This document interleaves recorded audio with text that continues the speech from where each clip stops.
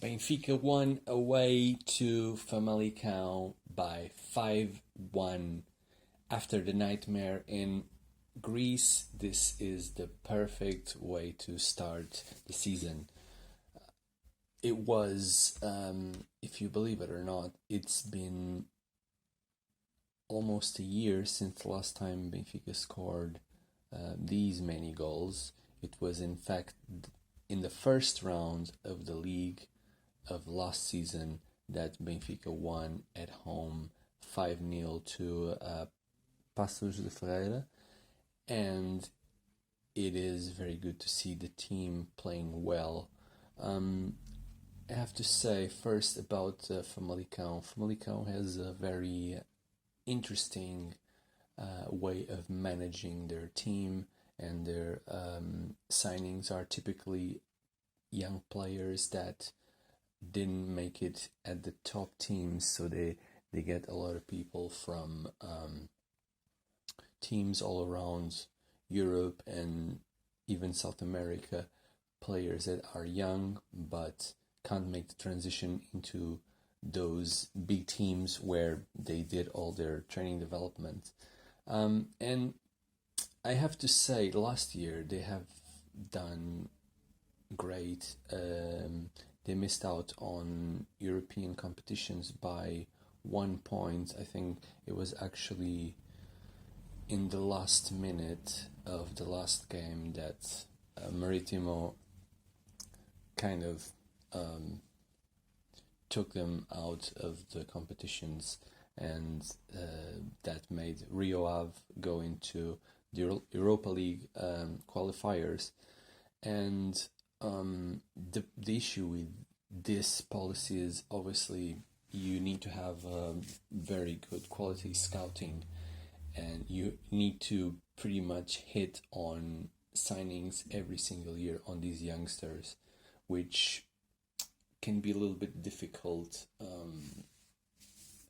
The best ones will be poached by bigger teams every single season, and you have to rebuild your team every single season. I do admire this model of signings, and provided that they could build their financial stamina, that they don't need to sell those young players straight away, or that they can make a little bit more money. Perhaps it's a way that they can grow their business model. But this is just to say that I don't think this Famalicao that we've seen was to the same standard of the one that impressed everyone last year. But it is the first game of the season. They're trying to rebuild the team, and that's also merit, obviously, from Benfica. Benfica has done a great game.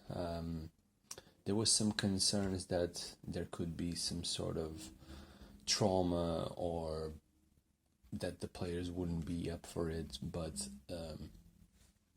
I think the team that was on the pitch did what it was expected.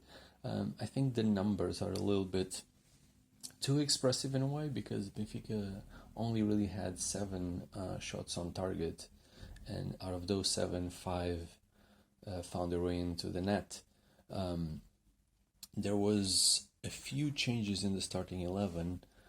So Darwin, Waldschmidt, Gabriel, and Rafa entered the team, and Seferovic, Pizzi, Weigl, and Pedrinho left the starting 11. I think on one hand it is expected that after such a disappointment game that we had in Greece, that some changes would have happened, and at the same time it's going to be an extremely long season. So I think this kind of rotation and the quality that Benfica has in the squad is justification enough to make all these changes. I mean, all of these players are of great talents, and I believe all of these have the potential to be starting on any given match, depending on what the manager needs or wants from them.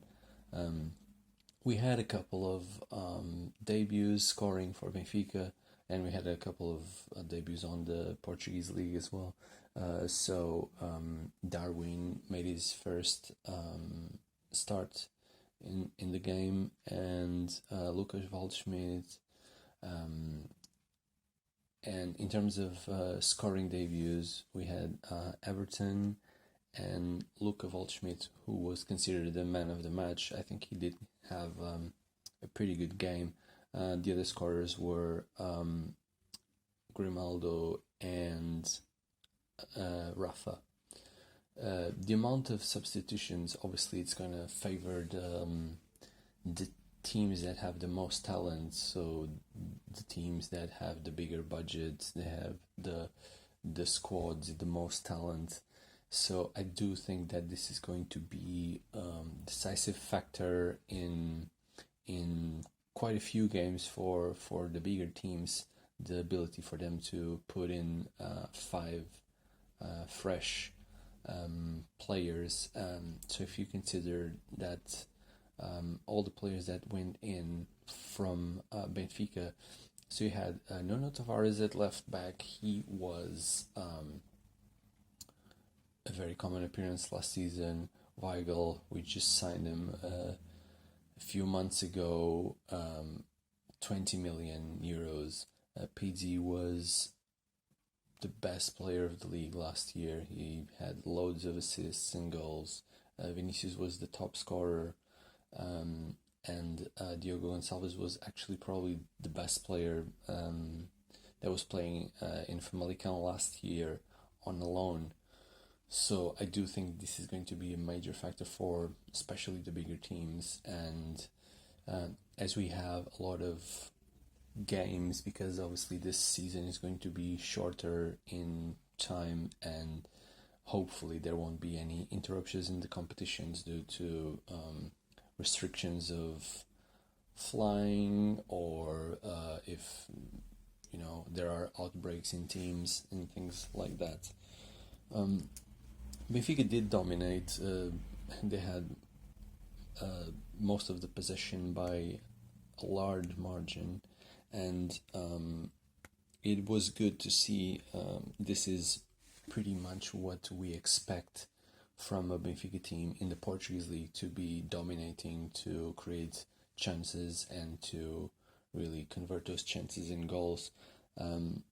So it is a great start, and you can see like a big difference already from the end of last season to now. Obviously, considering some of the signings, we were expecting a jump in quality, but obviously the manager is doing already a great job in making all those parts work together. The next game is 26th of September against Moreirense at home, and the expectation is obviously to keep winning. So let's keep working, let's keep scoring, and let's keep winning.